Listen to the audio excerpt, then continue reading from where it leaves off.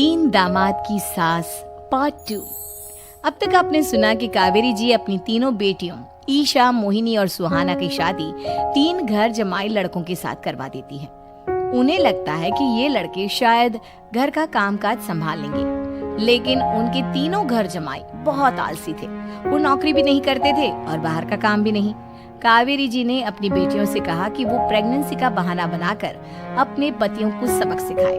अब सुनिए आगे। मम्मी, आपने जैसा कहा था हमने वैसा ही किया, लेकिन देखिए ना, विवेक का हाल तो वैसा का वैसा ही है। घर में ना सुबह का नाश्ता बनता है और ना खाना। नौकरी पर जाने की बात करो तो खाने को तोड़ते हैं मुझे।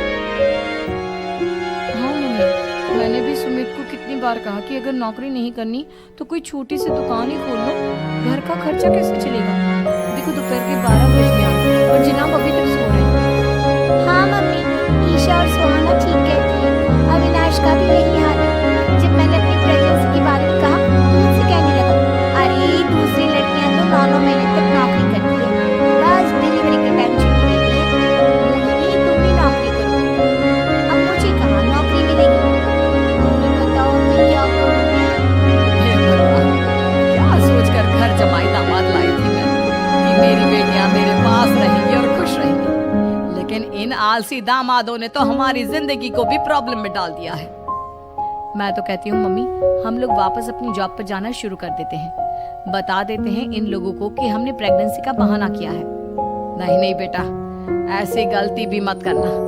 अगर तुमने ऐसा किया तो इन तीनों की आदत और खराब हो जाएगी। अरे आज नहीं तो कल कभी तो तुम प्रेग्नेंट होगी, तब वापस यही प्रॉब्लम आएगी। तब क्या करोगी तुम तीनों? हाँ मम्मी, आपकी बात तो बिल्कुल सही है। इन लोगों को तो सुधारना ही पड़ेगा। लेकिन कैसे? अपने बच्चों के आने की खबर सुनकर भी इन लोगों पर कोई असर नहीं हो रहा। पैसे कमाने के लिए घर से बाहर निकलना ही नहीं चाहते ये तीनों। अब मेरे दिमाग में एक प्लान आया है। तुम तीनों चिंता मत करो, उन तीनों को बुलाओ, फिर मैं बात करती हूँ।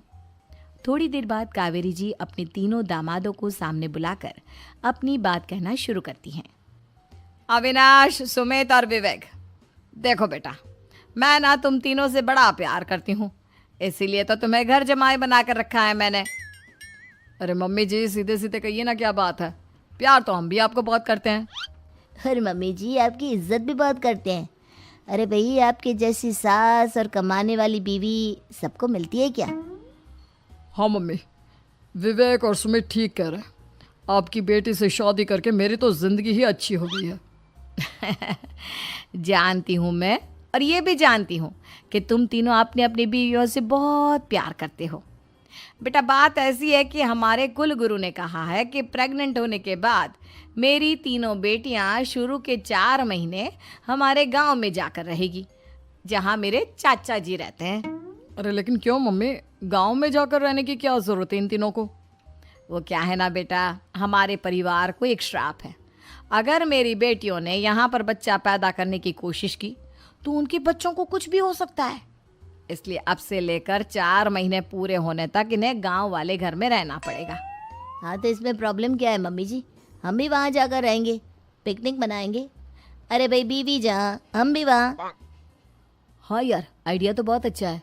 शहर की ज़िंदगी में रह रहकर परेशान हो चुके हैं, अब कुछ दिन गांव में बिताएंगे। तुम लोग समझने की कोशिश क्यों नहीं करते? तुम में से कोई भी वहाँ नहीं जा सकता, और मैं यहाँ रहूँगी ना तुम तीनों के साथ। 4 महीने की तो बात है, उसके बाद ये तीनों ही लौट कर आ जाएंगी। ठीक है मम्मी जी, अब हमारे बच्चों का सवाल है तो ये तो करना ही पड़ेगा। कावेरी अपनी तीनों बेटियों को कुछ दिन के लिए घर से बाहर कहीं दूसरे शहर में रहने के लिए भेज देती है।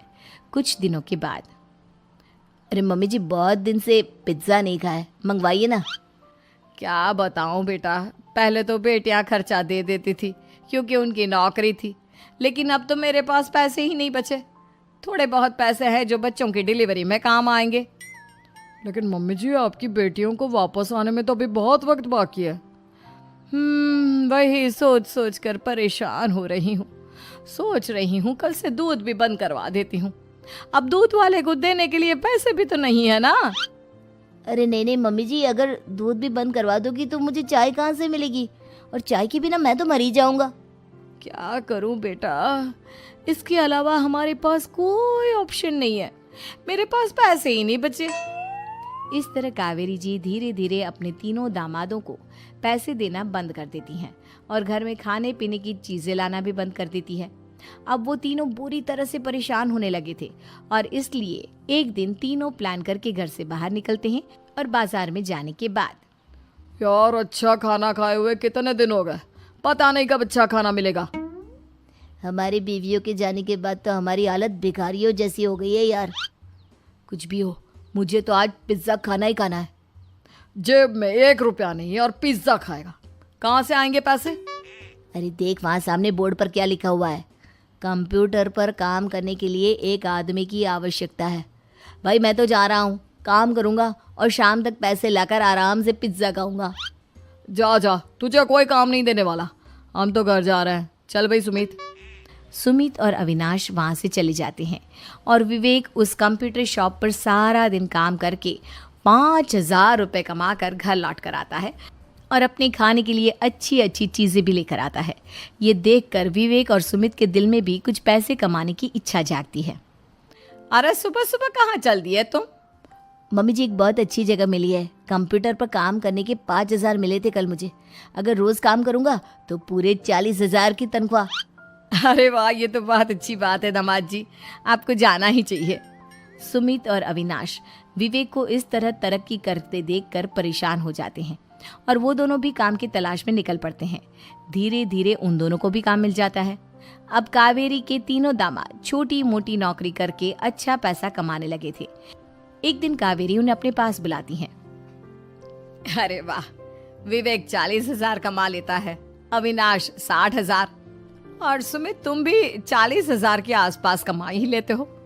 कुल मिलाकर तुम अच्छे खासे पैसे कमा रहे हो बेटा। हाँ मम्मी जी, बहुत मज़ा आता है जब महीने के एंड में मोटी रकम हाथ में आती है। पूछिए मत मम्मी जी, घर में रहकर रोटी बना बना कर और तो जैसा महसूस होने लगा था मुझे तो। हाँ बेटा, तुम तीनों की बात तो बिल्कुल ठीक है और जानते हो अब तुम तीनों की पत्नियां भी वापस लौट कर आने वाली है। लेकिन मम्मी जी अभी तो उन्हें गए सिर्फ 2 महीने हुए हैं, आपने तो कहा था वो 4 महीने के बाद लौट कर आएंगी। ऐसा कुछ नहीं है बेटा, मैं सिर्फ तुम तीनों को सबक सिखाना चाहती थी कि आदमी घर में बैठकर बीवी की कमाई खाता हुआ अच्छा नहीं लगता। इस दुनिया में हर इंसान को मेहनत करनी चाहिए, काम करना चाहिए, चाहे वो औरत हो या आदमी, ताकि अपने परिवार को संभाल सके। कावेरी की बात सुनकर उन तीनों को अपनी गलती का एहसास होता है और कावेरी उन्हें सच बता देती है कि ईशा, सुहाना और मोहिनी शहर में ही कहीं दूसरी जगह रह रहे थे। शाम के वक्त उन तीनों की पत्नियां लौट कर आ जाती है और कावेरी जी का परिवार एक खुशहाल परिवार की तरह रहने लगता है।